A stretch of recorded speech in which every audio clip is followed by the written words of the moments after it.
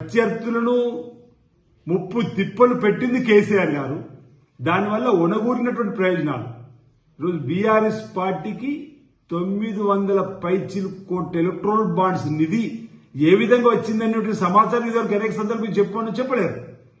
అంటే ఎక్కడెక్కడి నుంచి ఏ లబ్ధి పొందింది అనేటువంటి అంశాలు గిట్ట ఒకవేళ ఇప్పటి వరకు ఈ టెలిఫోన్ ట్యాపింగ్ లో సిట్ అధికారులు జరిపినటువంటి విచారణలో ముఖ్యమంత్రిగా పనిచేసినటువంటి ఆనాటి కేసీఆర్ గారికి అనుబంధం సంబంధం ఉండని గిట్ట వాళ్ళకి పిలుస్తుందని చెప్పినటువంటి భావన మాలో ఉంది.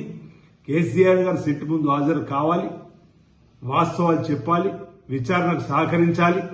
ఈరోజు గౌరవం అనేది ఒకరిస్తే రాదు. ఏజ్ను బట్టి కూడా సిట్ అధికారులు ఏ విధంగా విచారణ జరిపిన దానిలో కూడా వెసులుబాటు ఎవరు ఉంటే కూడా చూసిన సందర్భం ఉంటుంది.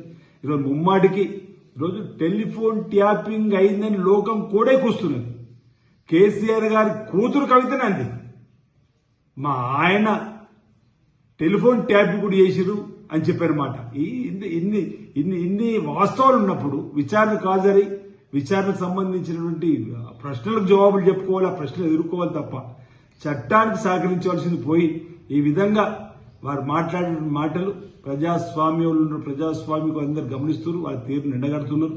ఈరోజు చట్టం తన పని తను చేసుకొని పోతుంది. ఈ టెలిఫోన్ ట్యాపింగ్ జరిగింది ముమ్మాడికి వాస్తవం ఏమంటుంది, విచారణ ఒక తప్పు తేలితే ఇది కేంద్ర టెలిగ్రాఫిక్ చట్ట ప్రకారం ఏదైతే చట్టంలో తప్పు చేసినటువంటి వారు కావాలని చేసినట్టు తేలితే చట్టం తన పని తను చేసుకుపోయే క్రమంలో నిందితులు ఎంతటి వారైనా వారు కఠినంగా శిక్షింపబడతారని చెప్పిన భావన ఈ సందర్భంగా వ్యక్తం చేస్తా ఉన్నాను.